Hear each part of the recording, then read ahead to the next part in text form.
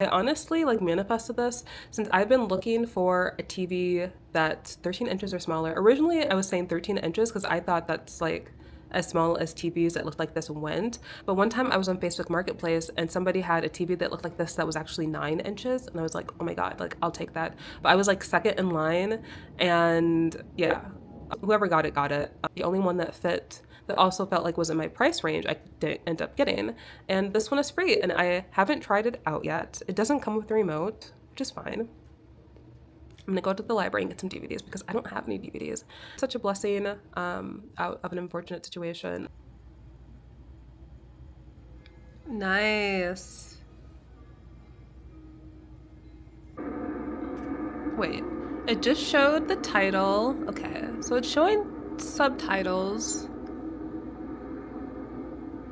or at least for the actual title, and maybe credits. So we'll see.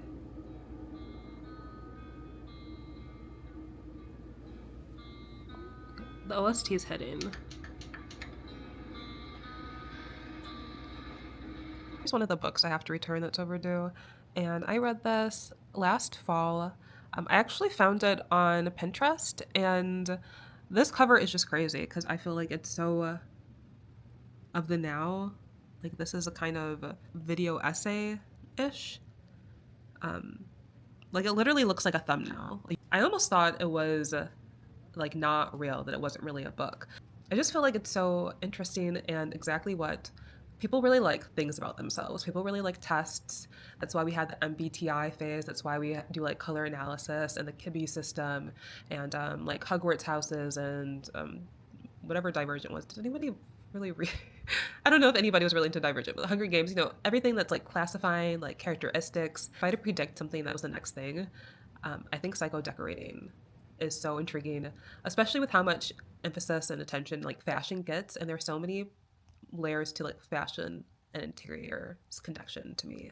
Um, and what else? Oh, like it's just very like Urban Outfitters like table like coffee table book to me. So I'm surprised I can't find more information about this author. I think I might have been able to find like a LinkedIn page, but she's pretty low key. I think she should come out of hiding because I think a lot of people would be interested in this. So I'm going to show a couple of pages. So basically, she goes through and kind of gives examples of how the things in your household can represent aspects of your personality or the type of world you want to live in.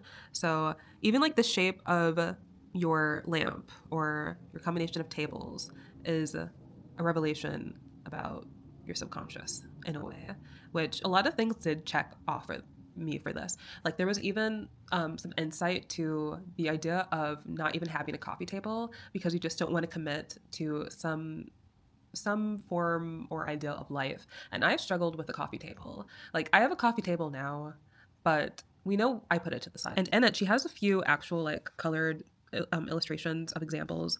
Have you ever visited a home where the living room was clearly a mere display case and it was expected that you would walk by it and proceed directly to the family room? While the living room may have been truly beautiful or elegant or chic, it was actually the home's wallflower and it seldom received visitors. The room almost certainly did not reflect the identities of the people who lived there, otherwise, they would have felt more attraction to it and spent more of their time there. So it's all about like honesty. At the end of the book, I believe there's like 127 questions, and these are some of the descriptions. It's like two full pages of different types of labels, room characteristic labels of what you could be.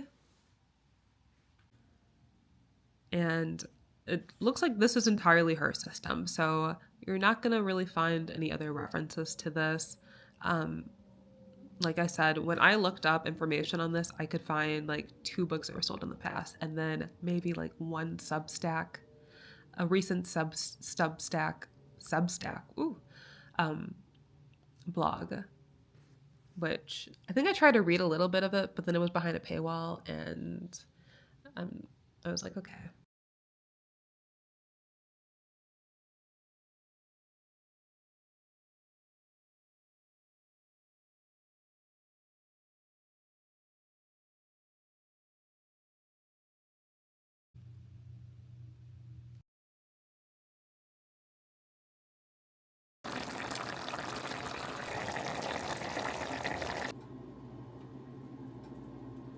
I had some sesame hamburger buns that were going stale, so I made French toast with them.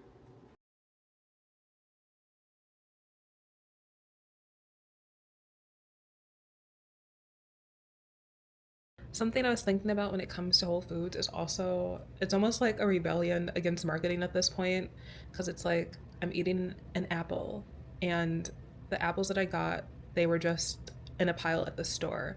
I know they have a name, these are Honeycrisp, but there's not like a huge marketing campaign around it. Like, it doesn't have a character, it doesn't have a slogan that I know, it doesn't have a packaging that I can recognize. And when you eat Whole Foods just to get away, just to get away from like narratives and packaging and sponsorships and endorsements, and then like behind every product is that person's life story. Like, this was made in 1912 and has been in my family for generations. For 4 generations, we've been making pretzels and all this stuff. And even if it's positive, it's just like so much mental clutter. Here's me starting a junk journal for the first time. I got this book from Target, actually. I did try to find something cheap at Five Below, and I think they had a couple of binder sketchbooks, but either the pages weren't thick enough for my preference, or their sketchbooks can be really large.